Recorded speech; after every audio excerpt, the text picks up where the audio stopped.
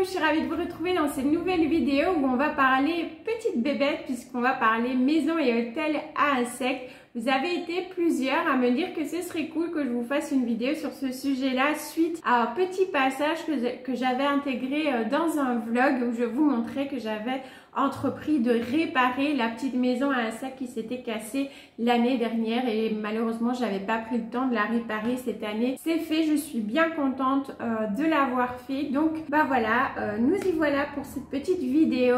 Dans un premier temps, je vais vous expliquer un petit peu comment j'ai réparé la maison à insectes, qu'est-ce que j'ai fait, qu'est-ce que j'ai utilisé. Et ensuite, on va passer vraiment dans le vif du sujet avec d'abord quels matériaux utiliser pour pouvoir faire la structure d'une maison ou d'un hôtel à insectes et puis les différents éléments naturels que l'on va pouvoir intégrer à l'intérieur et savoir un petit peu quel type d'insectes ça va attirer. Voilà.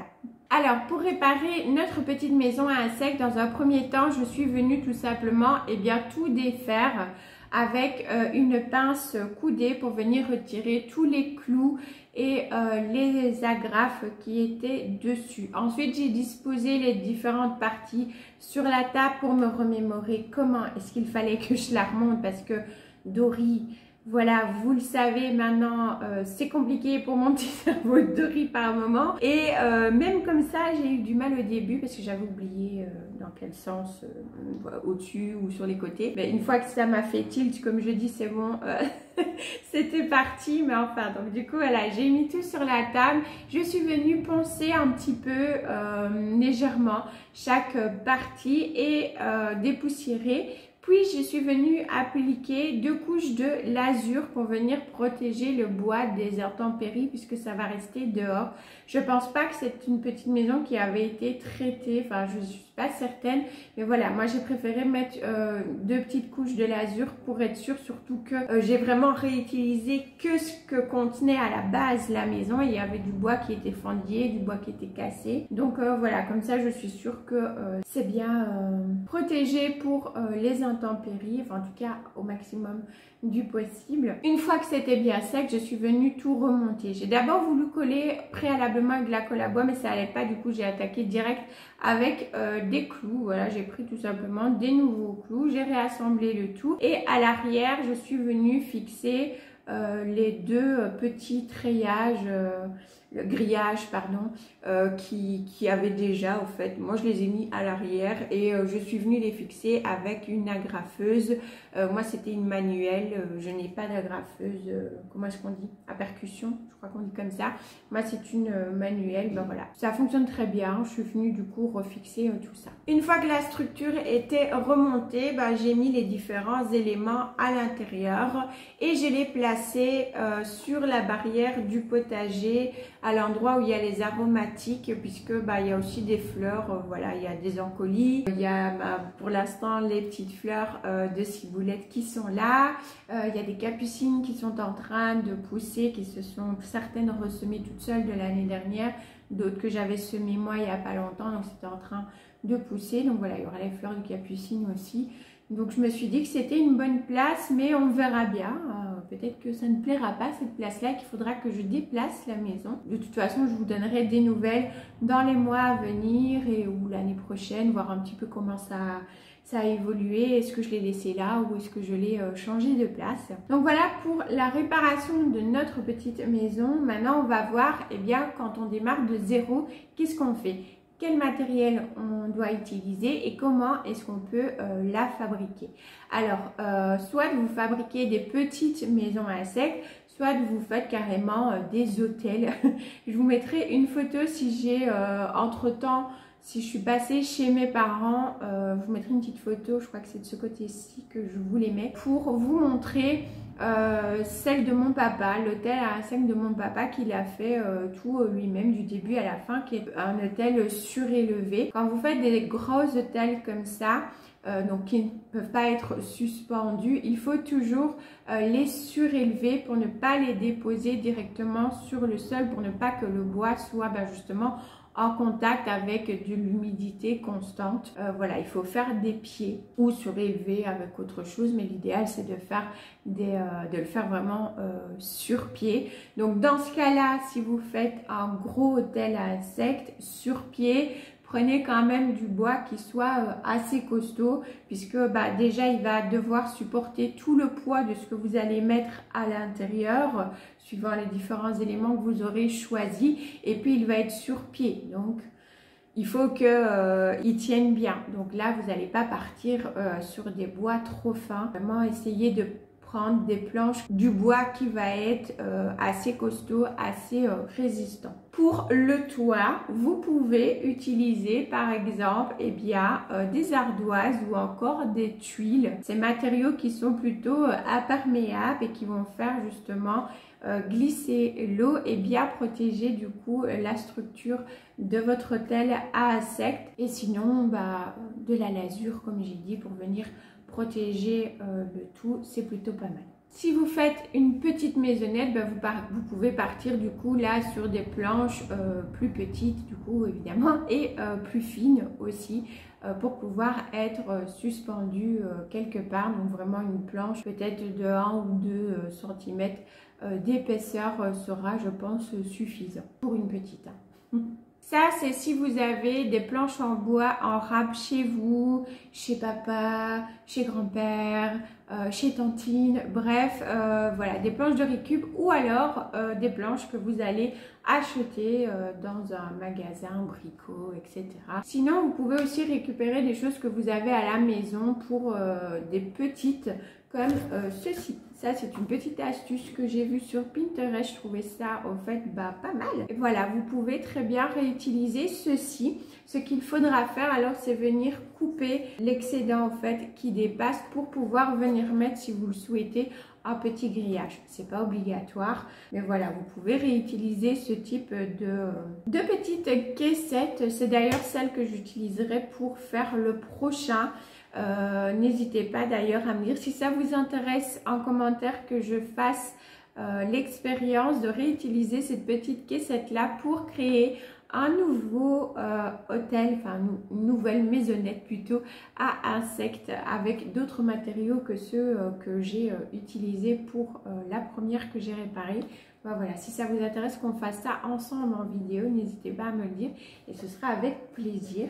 Dans la même optique, vous pouvez par exemple réutiliser des caisses en bois à vin, si vous avez voilà, ce type de caisse là chez vous, ou encore, vous savez, ces fameuses caisses déco que l'on utilise parfois en guise de panier rangement ou voilà, vous allez pouvoir aussi réutiliser ce type de choses, soit qui traînent chez vous ou une personne de votre famille qui n'utilise plus, ou encore le trouver à bas prix de seconde main ou encore chez Action. Voilà, ça peut être aussi une option pour commencer à fabriquer la structure de votre hôtel, votre maison à insectes. Ensuite, on va voir qu'est-ce qu'on peut mettre à l'intérieur. Vous allez voir que vous allez avoir le choix.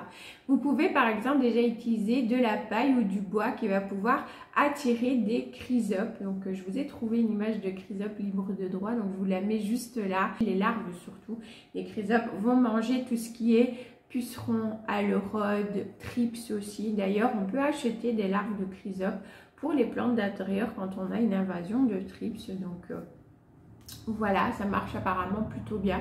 J'ai personnellement jamais testé parce que j'ai jamais eu, je touche du bois, jamais vraiment eu de grosses attaques de thrips ici à la maison. Mais je sais qu'il y a des personnes qui les ont utilisés et qui ont eu de bons résultats. Ils sont présents naturellement à l'extérieur et vont pouvoir du coup être utiles, et la paille et le bois, ça les intéresse plutôt pas mal. Vous allez pouvoir aussi utiliser par exemple des pots de fleurs en terre cuite retournés remplis de foin. Ça va pouvoir attirer les perce-oreilles. Les perce-oreilles sont utiles aussi, même si on peut se le dire, ils sont pas très ragoûtants peut-être quand on les voit, mais ils sont utiles. Donc voilà, ça va pouvoir les attirer également. On va pouvoir aussi utiliser des tiges de bambou percées. Ça, ça va être assez bien apprécié par exemple par les osmies qui sont donc des abeilles solitaires. D'ailleurs, si je ne dis pas de bêtises, c'est même les premières à commencer leur petit travail de pollinisation dès le mois de mars. Elles apprécient aussi par exemple des briques trouées, des briques percées. Vous allez pouvoir aussi utiliser des bûches percées avec différents types de trous à l'intérieur, des plus petits, des plus gros, pour attirer les abeilles ou encore les guêpes solitaires. Vous pouvez également faire des fagots de tiges dites tiges à moelle, comme par exemple les tiges des ronces, des rosiers ou encore le sureau par exemple aussi, voilà. Vous allez pouvoir faire des petits fagots de tout ça et ça va pouvoir attirer par exemple les cirfes entre autres. Là j'ai pas trouvé d'image libre de droit, mais un cirfe en fait au niveau des couleurs ça va être aussi un peu noir et jaune et ça ressemble à une espèce de mini... je sais pas si je peux dire une mini abeille, mais c'est tout petit, oui, et très fin en fait. Je vais aller chercher mon livre, comme ça je vous montre ce que c'est. Voilà, alors pour le livre, c'est celui-ci, Accueillir la petite faune dans mon jardin. Je vous en parlais d'ailleurs dans ma vidéo sur les derniers achats que j'avais fait des livres plantes d'extérieur. Hop, les cirfes, c'est ceci. C'est vraiment très petit, très fin en fait. Ce sont plutôt des mouches, mais voilà, d'après leur couleur et tout ça, ça ressemble un petit peu à des petites abeilles. Comme on dit d'ailleurs, ils le mettent ici que ça ressemble à des petites guêpes ou de petites abeilles, donc il les classe là. Et justement, voilà, ils font du surplace au-dessus des fleurs avant de se précipiter sur le nectar et le pollen. Et c'est vrai que quand on voit voler les cirfes, on en a ici aussi, nous, ça fait vraiment un petit surplace comme ça. Enfin voilà, donc ils sont faciles quand même à reconnaître. Donc voilà, vous avez comme ça une petite image et je vous recommande d'ailleurs ce livre, il est vraiment top. Mais voilà, donc petit fagot de tiges à moelle pour pouvoir les attirer. Ça va attirer d'autres choses aussi, hein, mais voilà, je vous donne quelques exemples. Et ensuite, vous allez pouvoir utiliser aussi par exemple des petites planchettes en bois que vous avez disposées l'une sur l'autre, bien collées, bien abritées, ou encore des pommes de pin. Ça va pouvoir attirer entre autres les fameuses petites coccinelles qu'on adore. Donc voilà à peu près tout ce que vous pouvez mettre à l'intérieur de votre maison à insectes. Amusez-vous, voilà, à composer tout ça. N'hésitez pas. D'ailleurs, si vous en faites, je serais ravie si jamais vous me suivez aussi sur Instagram. Si vous en faites ou que vous en avez fait, n'hésitez pas à venir me partager tout ça en DM sur Instagram et ce sera avec plaisir que je les ferai passer en story parce que j'aime bien quand vous me partagez aussi ce que vous faites chez vous. Donc voilà, faut pas hésiter, vous me dérangez absolument pas. Je réponds quand je peux, quand je vois et quand je peux tout simplement. Mais voilà, n'hésitez pas si vous avez aussi des petites maisons ou même si c'est pas vous qui les avez faites, hein, mais que vous en avez chez vous, n'hésitez pas à partager tout ça via Instagram, à m'envoyer vos petites photos et tout. Voilà, ça me fera super plaisir de voir un petit peu ce que vous avez chez vous aussi. Donc voilà pour cette petite vidéo. Donc c'était plus explicatif, mais comme je vous ai dit, si vous le souhaitez, dites-le moi en commentaire et je ferai celle-ci avec vous. On fera un petit crash test au fait, c'est comme ça qu'on dit je crois, où on va tester d'en faire une avec de la récup comme ceci. Je mettrai d'autres choses à l'intérieur, voilà. Et dites-moi aussi si ça vous intéresse qu'on fasse d'autres vidéos un peu dans le même thème autour justement pour pouvoir attirer la petite faune. N'hésitez surtout pas à me dire si ça vous intéresserait et ce sera avec plaisir du coup que je vous préparerai ce type de vidéo. J'espère en tout cas déjà que celle-ci vous aura plu et puis qu'elle vous aura été peut-être utile. Peut-être que vous aurez appris certaines choses. N'hésitez pas à me partager votre expérience aussi en commentaire, à mettre un petit pouce si la vidéo vous a plu et puis à vous abonner comme d'habitude si le cœur vous en dit et que le contenu vous plaît. Quant à moi, je vous fais plein de bisous green et on se retrouve la semaine prochaine pour de nouvelles vidéos. Ciao, ciao!